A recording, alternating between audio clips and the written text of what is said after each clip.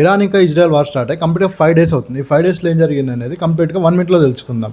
Day one వచ్చేసి US ఇంకా Israel కలిసి ఇరాన్ మీద అటాక్ చేయడం స్టార్ట్ చేసినాయి. ఈ అటాక్లో Iran supreme leader Ayatollah Ali ఖమేనీని కిల్ చేశారు. ఈ విషయాన్ని వాళ్ళు అఫీషియల్గా చెప్పారు, బట్ ఇరాన్ దీన్ని కన్ఫర్మ్ చేసుకోవాలి. డే టూ వచ్చేసి ఇరాన్ వచ్చేసి యాక్సెప్ట్ చేసి అయతుల్లా అలీ ఖమేనీని చంపేశారని చెప్పేసి అఫీషియల్గా కన్ఫర్మ్ చేసింది. 40 days అంతర్దినాలు ప్రకటించింది. ఇలా అలాగే ఇరాన్ కూడా రిటాలిటేట్ అయ్యి ఈ యూఎస్ ఎయిర్ బేస్ ఏవైతే గల్ఫ్ కంట్రీస్లో ఉన్న ఎయిర్ బేస్ మీద ఉన్నాయో వాటి మీద అటాక్ చేయడం స్టార్ట్ చేసింది. డే త్రీ వచ్చేసి ఇరాన్ వచ్చేసి ఇజ్రాయెల్ మీద ఫైర్ చేయడం స్టార్ట్ చేసింది. అలాగే ఇజ్రాయెల్ కూడా ఇరాన్ క్యాపిటల్ తెహరాన్ మీద అటాక్ చేయడం స్టార్ట్ చేసింది.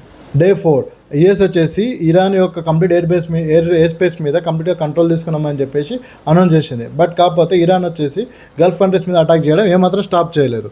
డే 5 ఇరాన్ క్యాపిటల్ తెహరాన్ మీద హెవీగా స్ట్రైక్ స్టార్ట్ అయ్యి అలాగే హెజ్బుల్లా కూడా ఇజ్రాయెల్ మీద హెవీగా రాకెట్స్ ఫైర్ చేసింది. సివిలియన్స్ హెవీగా సఫర్ అవుతున్నారు. సో ఈ వార్ ఇంకా ఎన్ని రోజులు జరుగుతుందనేది ఎవరికి ఐడియా లేదు.